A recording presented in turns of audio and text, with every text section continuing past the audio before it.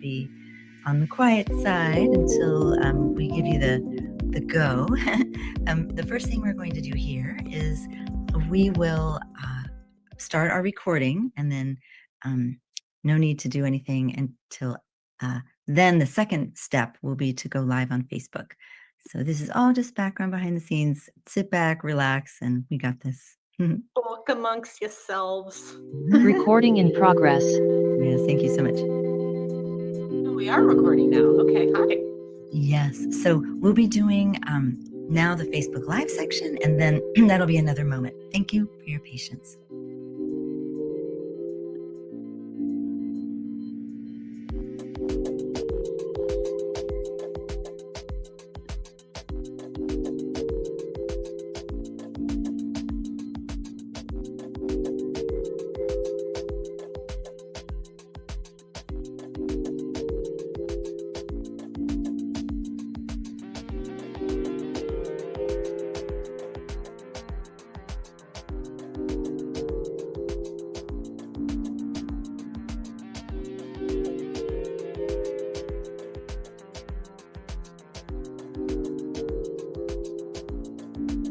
Hello, everyone, and thank you so much for joining us today. We are thrilled to have you for our special program for World Vegan Month.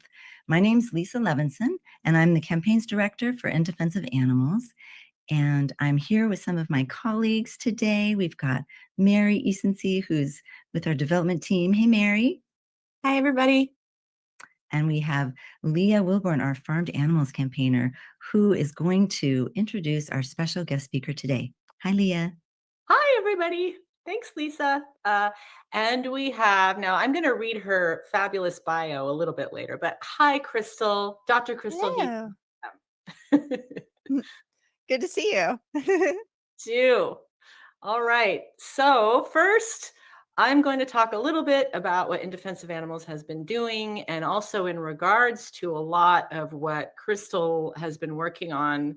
So I'm just in such, let me just say right off the bat, this woman is just an activist that I've long admired and am inspired by for her guts and her courage. And we will get into that and her background and all the things that she's been doing. So first of all, I'm going to share my screen, and I'm just going to go over some things that IDA has been working on that's very much related to the work of our honor and Dr. Crystal Heath. So veterinarians and advocates for animals and humans and the planet speak out on bird flu, cruelty, mass killings, and corruption with Dr. Crystal Heath, founder of OurHonor.org, a veterinary advocacy organization.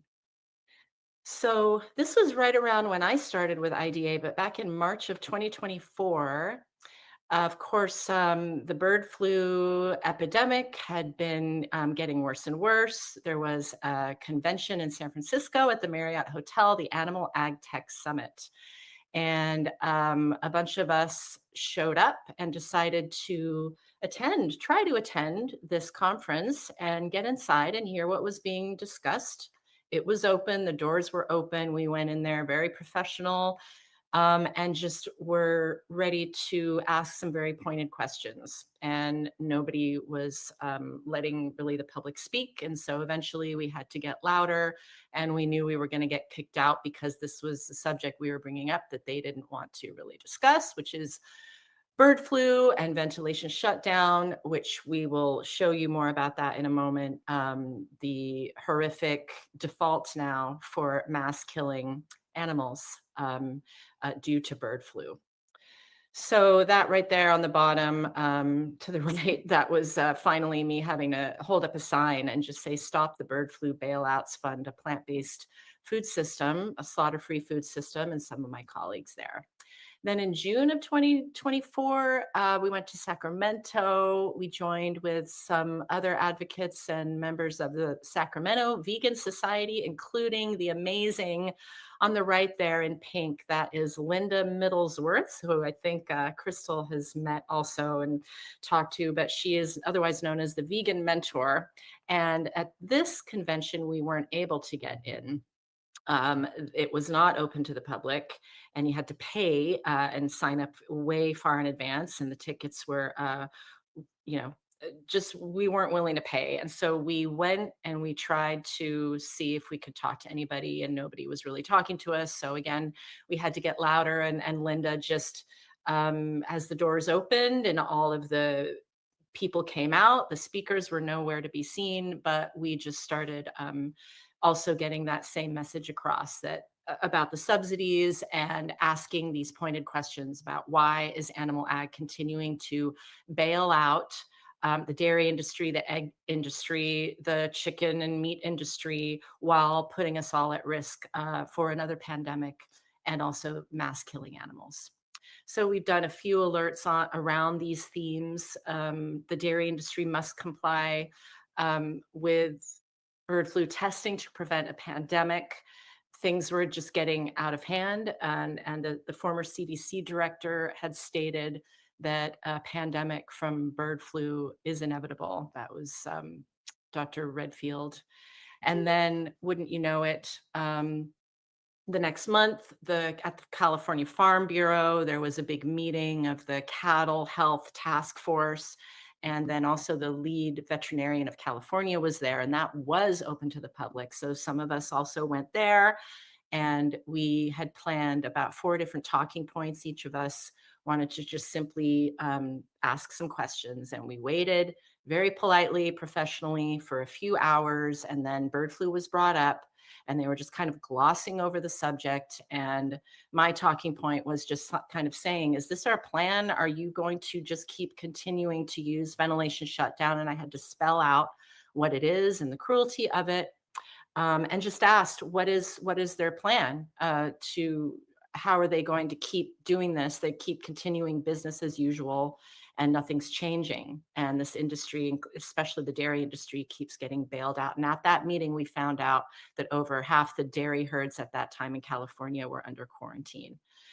And then they didn't want to hear it and actually ignored my question.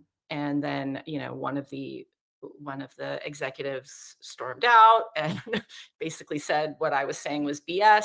And then some of us just had to get louder to make our point. And then we did another alert. At that point, Elon Musk was in charge of the Department of Government Efficiency, the new Trump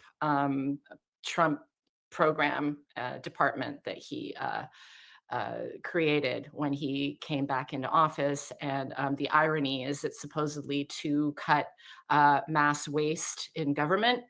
And yet our point, of course, is, well, then cut the exorbitant subsidies that are going to this most destructive and cruel industry.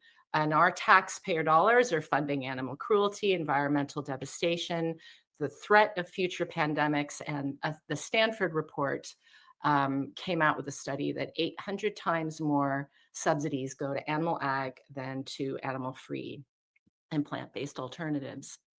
And we've also done alerts around the theme of future farmers of America and just the indoctrination and conditioning that happens to youth even, and in these programs. And I'd love to hear from Crystal maybe on this, because she was also in 4-H, I believe, or Future Farmers of America. She can talk about that.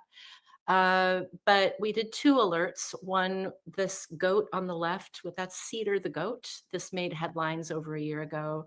A young girl who was in a Future Farmers of America program had a change of heart and did not want to send her friend that she bonded with and was taught to raise to send to a contest for prizes and then send off to slaughter. She didn't want to do it.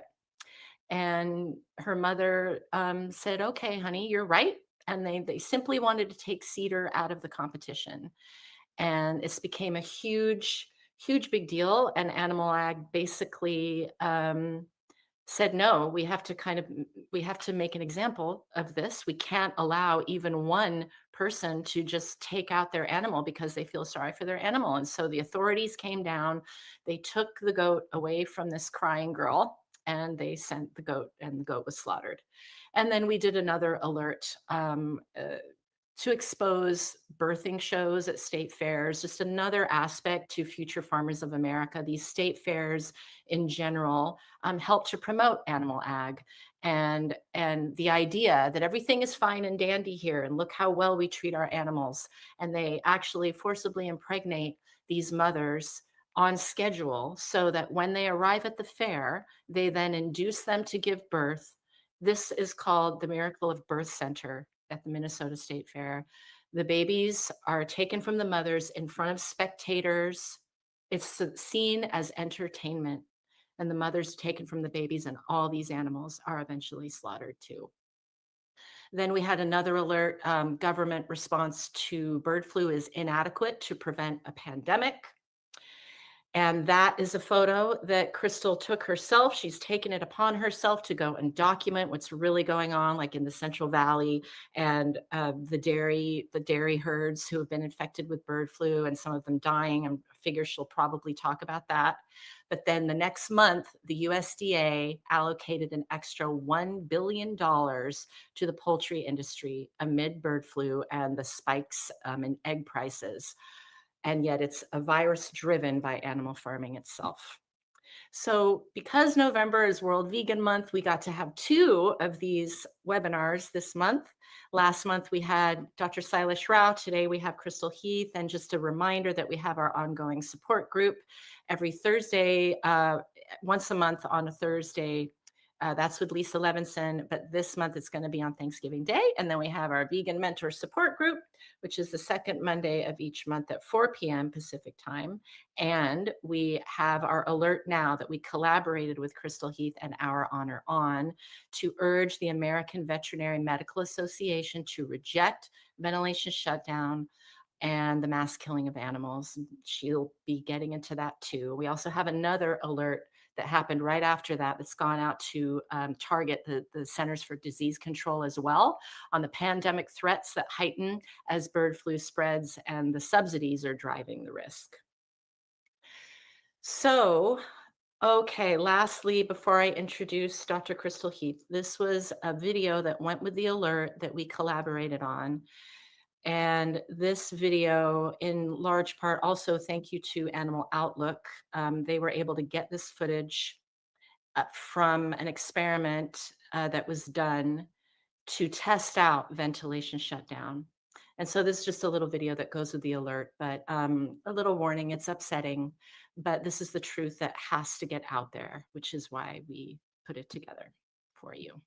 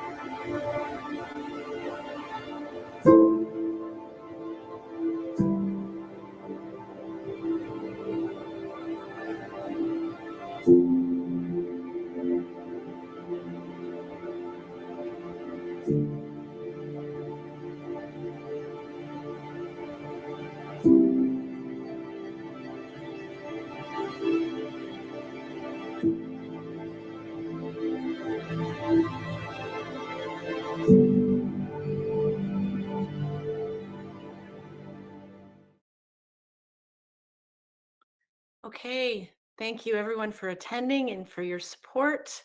And now I am going to introduce Dr. Crystal Heath. She is a Los Angeles-based shelter veterinarian and the executive director of Our Honor, a nonprofit that supports veterinary students, veterinarians, and other animal professionals in speaking their conscience to create more ethical systems that consider the best interest of all species. She is also on the board of LEAP, Leaders for Ethics, Animals, and the Planet, known as the Humane Alternative to 4-H and Future Farmers of America, which aims to transform today's youth into the humane, truly humane leaders of tomorrow who advocate for and work towards an equitable future for all living beings on the planet. Dr. Heath is also on the founding committee of Veterinarians Against Ventilation Shutdown. She was named one of Vox's 2023 Future Perfect 50, which honors the scientists, thinkers, scholars, writers, and activists working on solutions to today's and tomorrow's biggest problems. Thank you to one of my biggest inspirations, and please welcome Dr. Crystal Heath. Thank you so much for having me. I'm just going to share my screen here, Great. pull up my presentation. Mhm. Let's see, share. And thank you for that lovely introduction. My pleasure. All right. So yes, I am a shelter veterinarian, but I also am an advocate for farmed animal protection. And before I became an activist, I grew up in rural Northern California, and I was the vice president of my 4-H club. I raised goats and chickens and horses and dogs. And I discovered, though, that if I were to breed my dairy goats, I grew up on unpasteurized goat's milk, and that's what we drank. We drank the milk from our goats. We didn't even pasteurize it. I do not recommend that nowadays at all, but that's what I did. And cow's milk tasted weird to me. But once I got involved in 4-H, I had my own baby goats that I was caring for, and then I learned if I bred her, if she had a boy, I would have to sell the boy to slaughter. I decided I wasn't going to do that. Gradually, I'm a twin sister as well. And me and my sister, we kind of got more involved in animal advocacy. Animals were our first friends. We loved them and kind of got more involved in animal advocacy, eventually became conscientious objectors to the consumption of animal protein. And yeah, now I'm on the board of LEAP, which is the alternative to 4-H. I think it's really vital that kids nowadays learn how to care for farmed animals, but do it in a way that is in alignment with One Health, which is the idea that humans, animals, and the environment and plant, we're all interconnected. But we desperately need the next generation of people to understand how to properly care for the farmed animals that we will be taking care of, even if they aren't used in protein production. But one thing I did learn when I was in 4-H was responsibility. We have a responsibility to care for the animals in our care. And if and when we take on an animal, we have an obligation to provide them with food, water, shelter, and a quick and painless death when the time comes, and veterinary care. But nowadays, industrial facilities have gotten so big, they never put plans in place for what would happen in an emergency and how to end the lives of those animals if there was a massive infectious disease outbreak or emergency situation, in a way that is, less cruel than what we are doing now, which is what I'll talk about. So headlines right now are all about the price of turkey. It's risen by 40%. Why is that? They're blaming, of course, the avian influenza outbreak, but also labor shortages, crop prices, all of these things. But what's not being talked about in all of those headlines is the details into avian influenza. This is an unprecedented animal welfare crisis. This is the worst outbreak in history, unprecedented number of species affected in so many countries around the world. This is a screenshot. In 30 days, 3.7 million birds were exterminated to stop the spread. You can go onto the USDA APHIS website and see the most recent outbreaks and how many birds were exterminated. And under the USDA's current stamping out policy, if there's an infection, an outbreak of maybe just a few birds get infected, all of the birds at that premise have to be depopulated. And unfortunately, I don't know of a better way to do this. There's been some research into maybe sort of a, a streamlined depopulation where only not all of the birds are depopulated and maybe just some are saved. But right now, with the way that it's structured in the United States, all of the birds have to be exterminated to, in theory, stop the spread of the virus. And the turkey industry, especially, has been massively consolidated to mostly, most turkeys come from these three companies, Jennie-O, Butterball, and Cargill. And this consolidation has led to a very fragile food system that we're currently living under. And many of these turkey facilities are located right under major migratory flyways. Uh, Minnesota, Indiana, Illinois, these are the major turkey producing states. And we already saw this footage. I won't play it again, but how are we killing these animals? The most common way in very large facilities is using ventilation shutdown by sealing up buildings, pumping in heat, and waiting for the animals inside to die. Sometimes it can take up to 8 hours. It's pretty horrifying, especially when there are alternatives. The less cruel method that I advocate for is using high expansion nitrogen foam or nitrogen gas. And these animals, they become unconscious within just a few seconds and die a few minutes later. In many ways, it's even less cruel than the way we slaughter animals today. And this is something we have known avian influenza has been a problem since 2015. And the fact that it's 10 years later and we haven't made this mandatory in all of these big facilities is just a severe, is neglectful by the industry. So this is a spreadsheet of all of the alternative methods available. And you might ask, well, if there's all these better ways, is this just more expensive? Why are we doing this? And it is just the simple, easy way to do it. All it takes is a couple of heaters, sealing up the buildings and doing this. And we just got used to doing it this way. And because mostly the American Veterinary Medical Association worked in conjunction with the USDA to create these guidelines for depopulation, and they allowed ventilation shutdown to be used in constrained circumstances. And they didn't dictate what constrained circumstances meant. So the industry's failure to put plans in place to use less cruel methods ended up being the constrained circumstance necessary to allow this method to take place.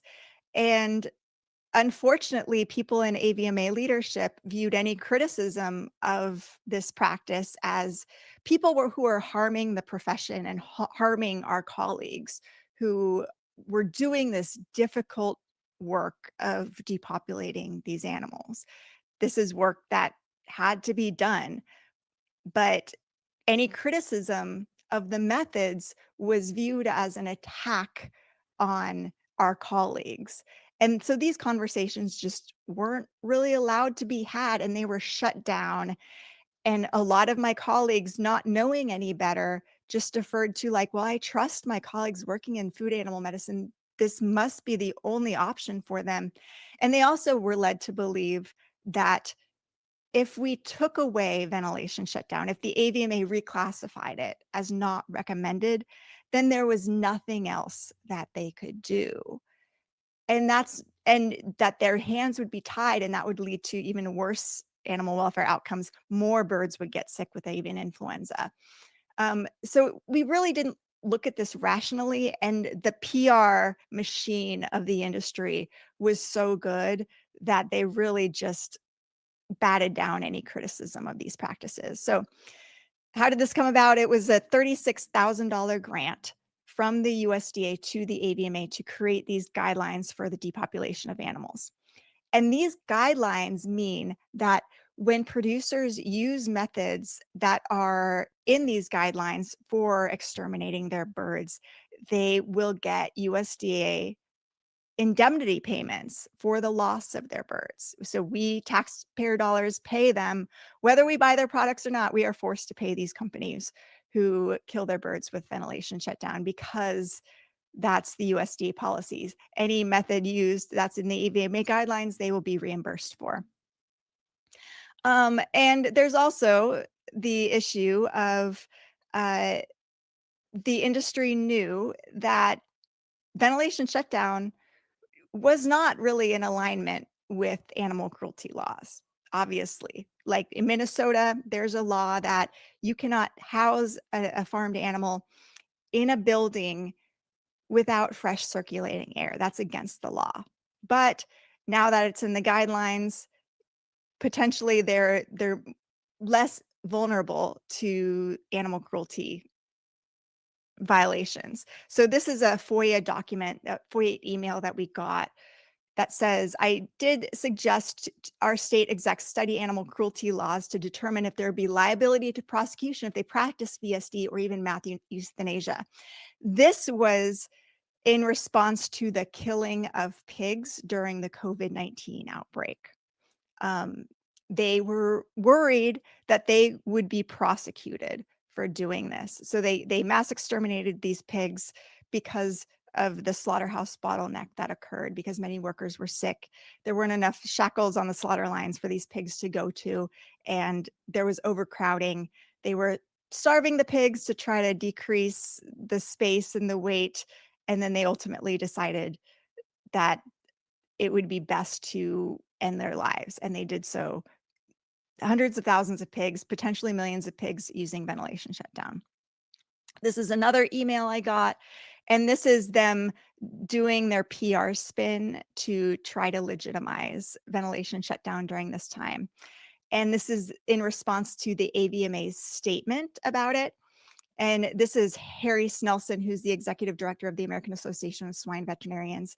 And he says in response to the AVMA statement, I agree it's wordy, but it's supportive of the situation. And I agree, coming from the AVMA, it's going to take a veterinary perspective rather than a producer perspective. And I think that's what you want for producers. It will provide the professional support for what they're likely going to have to do. And this has been the case. The industry relies on veterinarians going along with what they say in order to legitimize their practices. And because veterinarians have lent our legitimacy to this, animal welfare on farms has gotten so much worse. It's veterinarians who legitimize practices like gestation crates, practices like pig slaughterhouse gas chambers, and now ventilation shutdown plus. Oop, my slide isn't turning. Let me see what I can do here.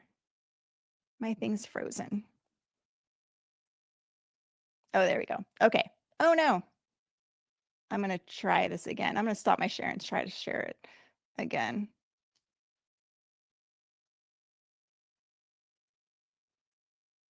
Let's see. Oh, I think it's because my screen closed down. No prob, it happens. Just pull this up again. There's no rush. All right.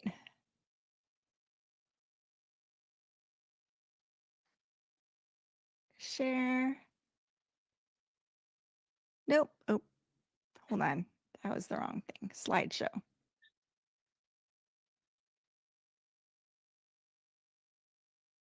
All right. Can you see that? That's Yep. good. Okay. So after COVID-19, what did the veterinarians do, and what did the industry do? They relied on the fact that veterinarians were saying that this is a totally veterinary approved process of mass killing. This is Jen Sorensen. She was the communications director for Iowa Select Farms, one of the farms implicated in using VSD to kill their pigs. And she says veterinarians and production well-being of professionals are overseeing the process to ensure accordance with the American Association of Swine Veterinarians and the Veterinary Medical Association. And so we were horrified by this, and many veterinarians were. And we started Veterinarians Against Ventilation Shutdown, and we asked the AVMA to reclassify this as not recommended. More than 2,000 veterinarians have signed on to it. And we actually recently, there was a poll, actually not very recently, maybe it was like a year ago, that was on the Veterinary Information Network. So broad spectrum of veterinarians, and only 1.1% of veterinarians surveyed said that Ventilation Shutdown Plus was an ethical and humane method of depopulation. So the vast majority of veterinarians are on our side on this. But I suffered a lot of backlash and retaliation for this. This is a meme that went around veterinary Facebook groups saying, beware, Crystal Heath is has an agenda that doesn't include anything positive for our profession. She expresses a fondness for the Animal Liberation Front and the Earth Liberation Front, which I didn't even know what those groups were at the time. They're talking about how I was in equestrian groups and 4-H pages, like acting like I was doing so to get information when I'm actually a 4-H'er and equestrian. So they recommended that my colleagues block me. This is a meme made by the vigilant administrators of veterinary Facebook groups. And to this day, I'm still blocked from many veterinary Facebook groups. Glenn Greenwald this got the attention of Glenn Greenwald, and he wrote about this backlash that I faced. I was on his show. I thought, this is great exposure for what actually happened. I'll get to share my side of the story. Didn't make a difference. Years later, I am still facing the same backlash and retaliation by the industry for voicing concerns about this and other practices. And so now it's the avian influenza outbreak had infected dairy herds. And all along, the industry and officials were saying, quelling any public concern. Don't worry, the milk is safe. The Biden administration scrambles to reassure Americans as bird flu spreads. And the National Cattlemen's Beef Association said basically that, don't worry, the USDA confirmed there is no threat to human health, and the milk and the meat remain safe to consume. The USDA has confirmed that affected dairy cows do not appear to be transmitting the virus to other cows within the same herd. Oh no, is this gonna freeze up again? Oh, let me go back. So only about, and this one says only about 10% of an affected dairy herds seems to get infected with H5N1, and the cows aren't dying. They bounce back to health within a couple of weeks. So I know how the industry works now at this point. I know this is not necessarily true. This is highly suspicious. Oh, I swear this is still not. Okay, so I went to the Central Valley of California to see for myself what is really going on, and very quickly came across piles of dead cows on the side of the road. And this is why it's so important, I think, for all of us to get out there and see things for ourselves. Do not believe what is in the headlines. Do your own research. And by your own research, it doesn't mean go down some influencer's rabbit hole. Like, go out there, talk to real people involved, and go on the ground and see for yourself what is happening in our food system. So my footage got international headlines and forced the dairy industry to change their narrative. They now had to switch their language to, it wasn't just a few cows dying. In fact, so many cows were dying that the rendering trucks were backed up.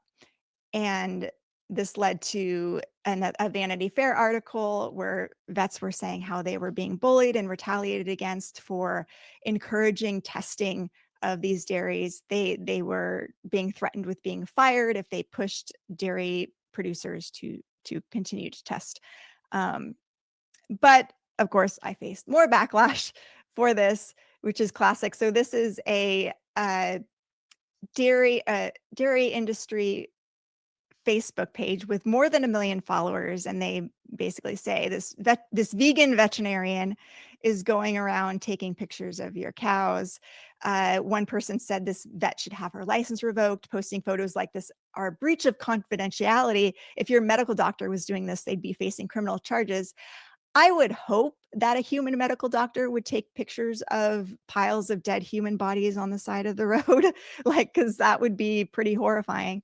Um, so it's pretty funny. And even some of my veterinarian colleagues were saying that I was a stain on the profession, and they posted that my license should be revoked. So we'll see. It takes the board years in order to inform people of any board complaints. So we'll see if I got any board complaints based on this. But as a shelter veterinarian, I run into situations where people are rescuing animals and they end up with too many animals than they can care for, and it becomes a dire situation. They're trying to solve this houseless animal crisis, and they get in way over their head, and they're often, then charged with animal cruelty, hoarding. Hoarding is a disease that many people are struggling with, and we clasp those people in handcuffs and send them to jail. But what do we do when corporations do this sort of thing? When they take on too many animals that they can't provide veterinary care for, that they can't euthanize in a less cruel way than what they're doing. They get away with it because these are some of the wealthiest families in the world, and they support the industries run by the wealthiest family in the world. So the Mars family, this is your PetSmart, your Banfield, pet food companies. $115 billion this family has. Merck, which is a pharmaceutical company. This is a family that owns Merck. $81 billion they have. Boehringer Ingelheim is owned by the von Baumbach family. $81 billion. Cargill Macmillan, this is the biggest agribusiness company in the world. They profit from feed crops and animal-based protein production. $56 billion they have. They have 21 billionaires in their family. Lactalis, which is another dairy industry family, $43 billion. Chick-fil-A, $33 billion. The Sackler family, more pharmaceutical industry. The Resnicks, who control a lot of agriculture in California, $11.2 billion. So Johnson & Johnson, so these are the wealthiest families in the world, profit from animal agriculture and pharmaceutical industries. So anything that threatens their profits, they are not going to allow. They have the lobbying power to influence policy and government. So we're missing a lot of information because they are so powerful. So this is just one example. Now, avian influenza has infected our cats, and many cats have died because they were infected with avian influenza. One of the first signs that avian influenza was infecting dairies was that the cats were dying after they drank the raw milk. And we're still unsure if maybe cats can spread it to humans. There's so much we don't know about how prevalent it is in our cats, but we do know around 90% of cats die if they're infected from it. So if a cat comes into my clinic and I want to test them for avian influenza, my cost is going to be anywhere from $107 to $213 to test that cat.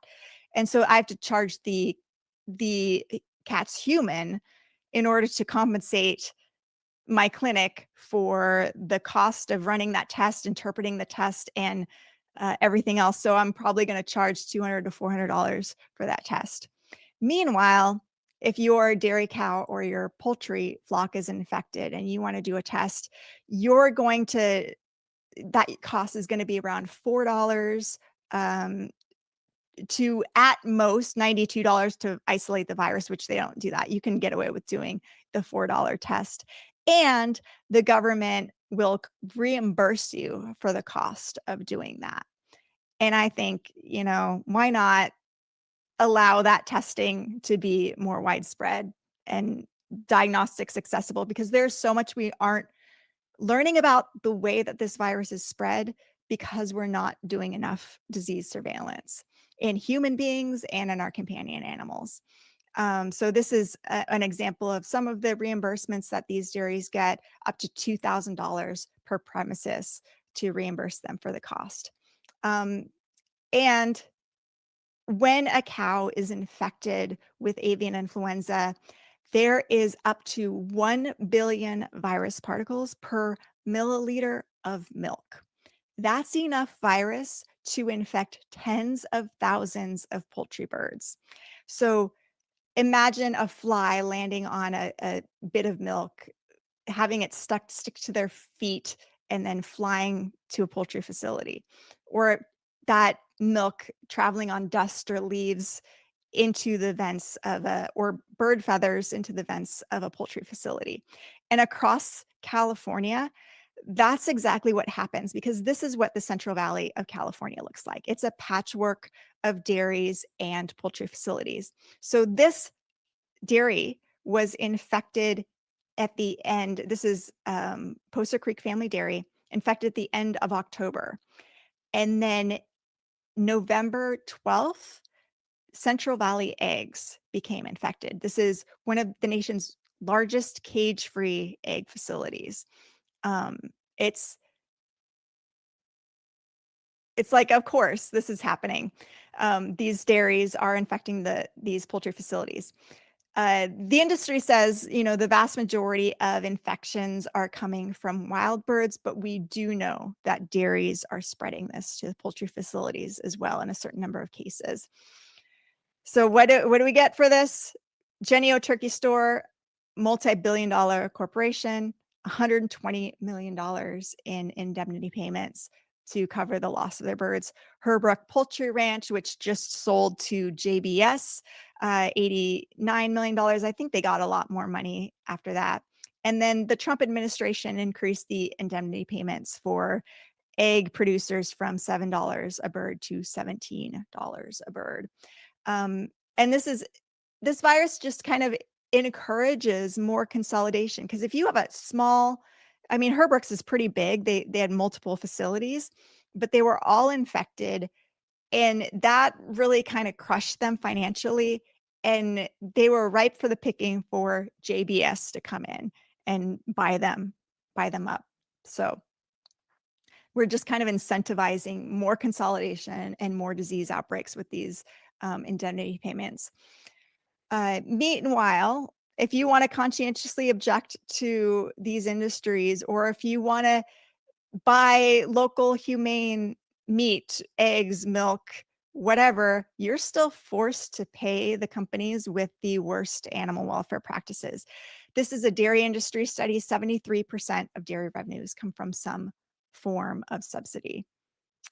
So in veterinary medicine, we have two different philosophies. This is the older model, is on the left with the man at the top, and really it should be corporations at the top. And we prioritize the interests of others based on their order of moral concern to us. We prioritize the interests of more charismatic species over the interests of others. But really, One Health teaches us that we're all interconnected. Obviously, if we treat our poultry birds bad, that's going to affect our public health, our food security. They're going to spread this virus to our companion animals. It's going to spread to us. And if we are dependent, as our current food system is dependent on animal-based protein, that then threatens our food security. So how do we increase our food security? We expand our ability to produce protein using non-animal methods. So this is another model of One Health. I envision a future where maximizing access to care, more disease surveillance, less funding going towards propping up billion-dollar corporations, and more of that funding directed at providing diagnostics to all of us, humans, animals. We all deserve access to healthcare. That will help advance science and our understanding of how these diseases spread. And the science shows that if we prioritized and supported animal-free methods of food production, we would save $7.3 trillion globally in health burdens and ecosystem degradation. And these high density livestock operations serve as opportune environments for spillover from wild animals into livestock or as incubators for pandemic influenza strains. Large pig and poultry farms are where the genetic reassortment is needed to source pandemic influenza strains. This is where it most likely will occur. So I do a lot of journalism on the side. My works appeared in the Washington Post. And I also was recently arrested at ICE protest in June, working as a journalist. The Los Angeles Police Department did not understand the law and did not understand what a journalist is. And I was illegally kettled and handcuffed and brought to jail. And it just goes to show you, like, our law enforcement doesn't understand the law. And so we need to do a better job. And luckily, charges haven't been filed against me. My charge was misdemeanor failure to disperse. I heard no dispersal order. I was happy to leave. I was actually trying to get home when they kettled me. Luckily, the Los Angeles Press Club did sue the LAPD. I'm a member of the Los Angeles Press Club, and they sued the Department of Homeland Security, and they won. So in theory, they are not allowed to brutalize us anymore, but we will see. We have to continue to go out there and protect our First Amendment rights. You can see our press at ouronor.org/press. This is the Vanity Fair article, and it just shows how in June of last year, this is 2024, Eric Diebel of the USDA told scientific experts on a private phone call, in the words of the secretary, it's just going to burn itself out. And no, it has not burnt itself out. This is an article that I wrote that appeared in Time magazine with co-author Jean Bauer. And it says, every few years, another major crisis arises in the animal-based protein industry. And each time it happens, the sector seems bewildered and caught yet again completely off guard. This just came out in ProPublica, a wonderful article about how this virus is likely being spread on the wind, and that's something that the USDA has been ignoring. So check it out. You can also check out our live streams where we discuss these issues, All Beings Considered and FOIA Friday. There's the QR code to join those. And if you're interested in all of the FOIA documents, this is Freedom of Information Act requests that we do tons of these, and we've gathered some really interesting information that I have not had the chance to go through in depth. You can check out that link there. And if you're ever interested in volunteering, we always love volunteers. If you can write, if you can do social media, if you want to edit, give feedback, if you want to manage a project, if you want to go out there and look at these facilities for yourself, do not trespass. We do not advocate you stay on public roads. Do not harass people. Just document from the roads. If you're asked to leave, leave. Do not be a bother. Do not trespass. But I think we definitely need more people out there looking for themselves at how our food is being produced. And you can always email me at cheath@ouronor.org. And with that, I'm also happy to take any questions. There's all the social media you can follow me at as well. Wow. Yeah. I'm looking at everyone in the chat, and that was something. Okay, thank you. Where to begin? Sorry, it's a lot. No, it's fantastic. It's fantastic. So, we do not have enough time. Dag nabbit. Let's see. I mean, there's so many little questions bubbling just from everything that you brought up, but a couple things like just that stood out in the chat while you were talking, and that I hear, of course, all the time, which is, this is why factory farms are the problem. Small, local, organic family farms. Okay. Now, I just want to dispel that myth right now, because that's often the conclusion that people come to now. Animal ag doesn't really mind that we're saying that it's factory farms that are the problem. Of course, Yeah. most of them are industrial. This is corporations and the industrialization of animal exploitation and all that. And of course, we are, with our tax dollars, regardless of whether we're vegan or not, our tax dollars are paying for this Yeah. insane industry. But I just want to be clear for anyone watching that, like, for instance, you brought it up too, cage-free facilities. So Yeah. all this advocacy and all these years, all this money being put into cage-free campaigns, when even if you're just talking about pandemic threat, it does nothing to mitigate the pandemic threat and this bird Mm-mm. flu virus, right? Yeah. So, and of course, a lot of advocates are talking about how it's really not that much friendlier. It's not really much less cruel than cage facilities. So there's a lot Yeah. of vegetarians watching this, that this is the egg industry and the dairy industry just as much as the meat industry. That was Yeah, absolutely. And I actually just went to a very famous regenerative farm in the South. I don't want to name names, but it's the one that Joe Rogan raves about. And saw for myself. And I on one hand, I'm like, I talked to the patriarch there, and it's like we're kind of on the same side because he's fighting the industry too. mm, And he actually said he had a bird flu scare at his birds are outside, and his birds actually they sent them in to be tested, and they had antibodies to the virus. And I'm like, well, that's similar to sanctuaries. We see on sanctuaries birds get sick, mhm. and they're able to save them because they're provided more individual care. So he didn't have to mass exterminate his birds. His theory for why that is I don't agree with, but but we also see these backyard flocks Mhm. who get sick and have to be exterminated. So it's not completely safe. And we just do not have the land, and there's still the virus potential to produce the amount of animal protein needed with that model.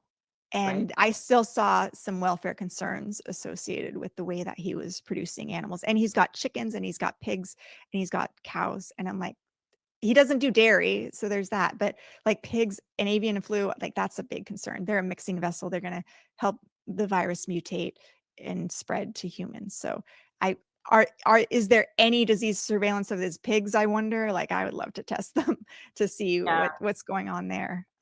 So yeah, no, any exploitation of animals is a risk, and we're seeing a lot of these small backyard facilities get infected too. So Exactly. And I love your framing of it as a conscientious objector, not, and yeah, for me, not just against animal-based protein production, but against the exploitation of animals. I mean, our mindset that we think we have a right to use and exploit animals and enslave them and oppress them is what's yeah. led to this entire system.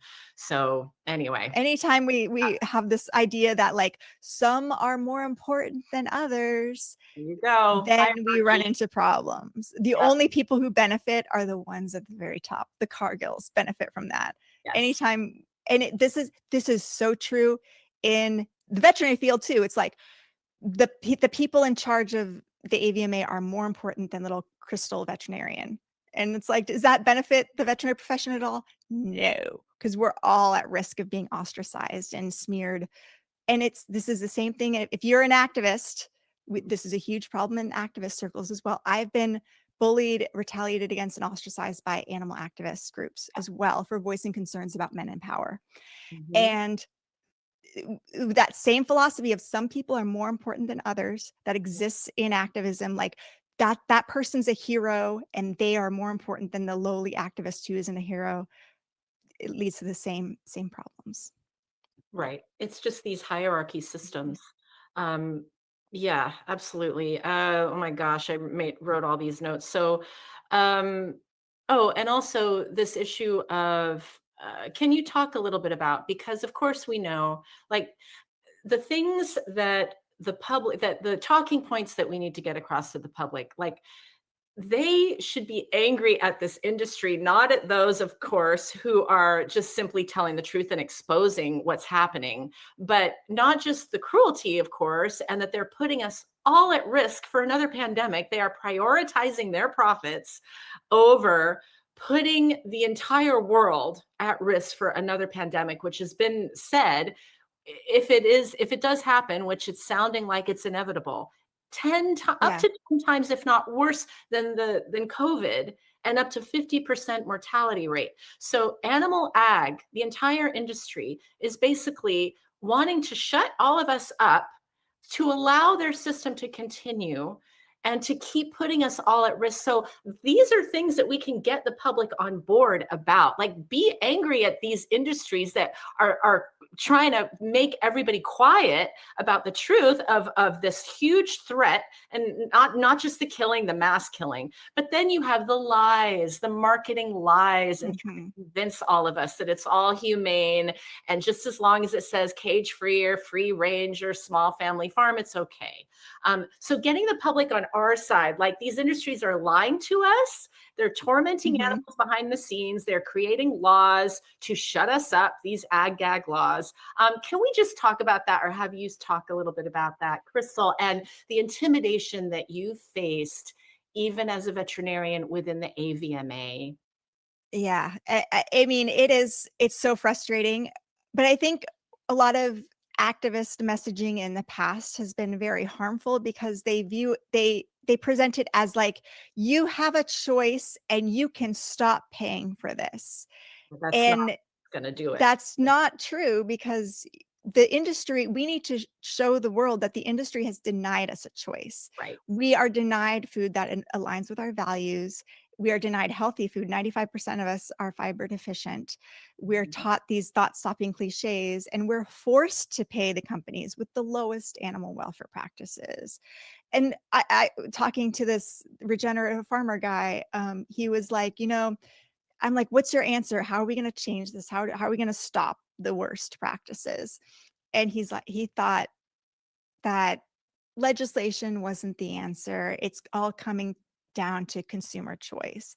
And no, that's not how we change things. We're not going to be able to change things just by appealing to individual consumer habits.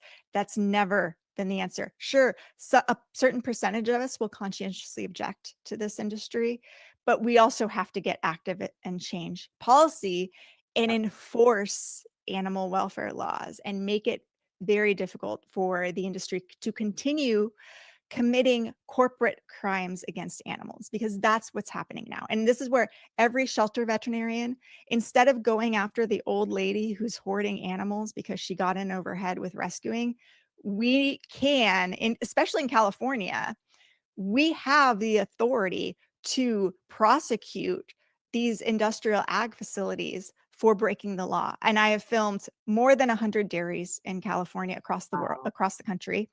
And there are still calves being confined in crates smaller than 42 square feet because they're not being raised for veal. They're being raised as replacement heifers and for beef. This is it, may be okay with Prop 12 because they're not veal calves, but it is not in alignment with California Penal Code 597T, which says that you need to provide animals with adequate exercise. All animal shelters can file a criminal complaint and start potentially prosecuting these places, but we're not. We just don't feel like we can do that because it hasn't been done before. But there are so many opportunities here to start litigating, and I have started filing some complaints against these dairies. I filed waterboard complaints and animal cruelty complaints against some of the dairies that I found. It hasn't led to anything, but that's part of the story too. It's like, this is all I've done and it hasn't led to anything. And so now what do we do next? How do we stop this? And I think the more people realize what's happening, the more we'll dismantle consumer trust and confidence in this industry, because the industry relies on veterinarians to foster that social license to operate. They say we need to protect our social license to operate, and they use veterinarians to do that. And if we also have the power to take away, revoke their social license to operate. So that's what Our Honor is doing.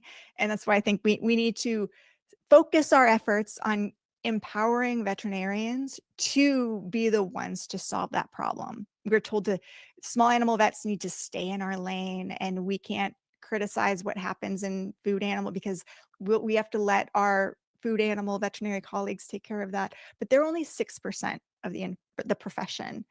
And they're good people who have been indoctrinated into a belief system that this is necessary, that they are doing the best they can under this current system. They are not bad people, but they need our help to start addressing some of these concerns, because nobody is happy with the way things are going except for the Cargills and the Boehringer Ingelheims and the Mercks. Like they're the ones who's happy with this. The rest of us are not. But the AVMA Yeah. helps to legitimize animal ag, right? Mhm. And so therefore you have all these lovely young veterinarians who go in there, they go into it because they love animals. And then Yeah. they too are conditioned. No, cats and dogs, these are the ones we save. These are the ones we really care about. But farmed animals, those are property. Those are I mean, the brainwashing Yeah. that then happens.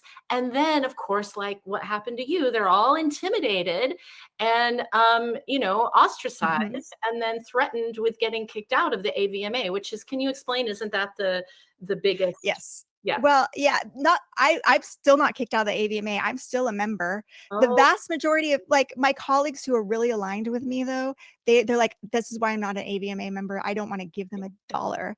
And I'm yeah. like, then you don't have a voice. Then you can't make a change. You can't comment on the guidelines for depopulation. You can't sit on committees. And so this is where we need to engage instead of disengage and not be involved. This is one of the things that's harmed activists is we don't go to zoos, we don't go to regenerative farms, we don't participate in these ag industry conferences and be part of the conversation and see things for ourselves. That's what And we we're tried to do, left, but we tried to get in and we did, and we participated yeah, in questions, and then they try to shut you down. But we but just keep going. keep going because Yeah, those in power depend on the fact that the vast majority of people, when they're pushed and they're questioned or they're silenced, will fold. exactly. If they face social ostracization, they will just fold and go along. the Right. the vast majority of people just like, I don't want to deal with this drama. This is too much drama for me. Right. And they just stop. And the worst thing I think anybody can do is take away your voice and make you feel like you can't share your story. And I've felt that way in animal activist communities and groups and in the veterinary profession. And that is one thing I will fight against. Everybody deserves the right to say their perspective and say their story and tell their story.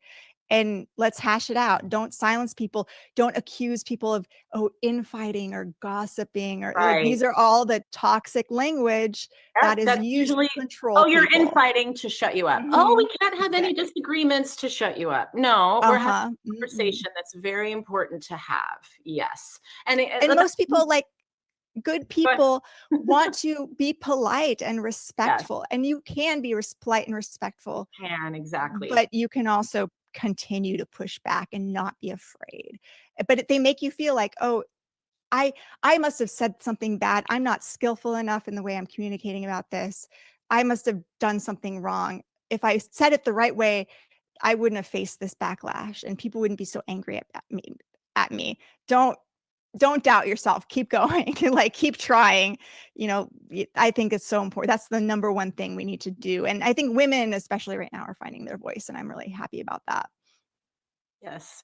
Thank you, Crystal. I Yeah, could talk to you for another hour. I I wish know. I could, and I know Lisa's coming in because we're looking at the clock and we've gone over the time. Darn it.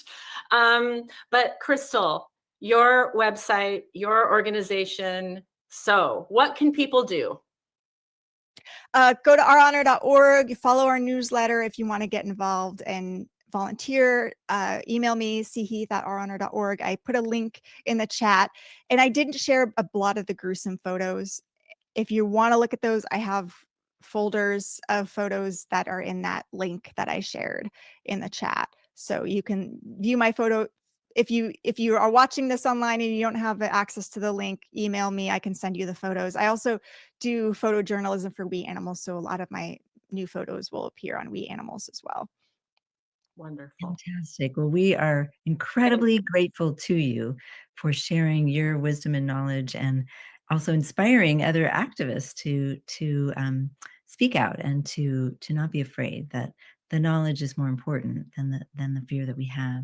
And we will find support. We support you in Defense of Animals. We really support your Thank work. you. We're so delighted that you're here.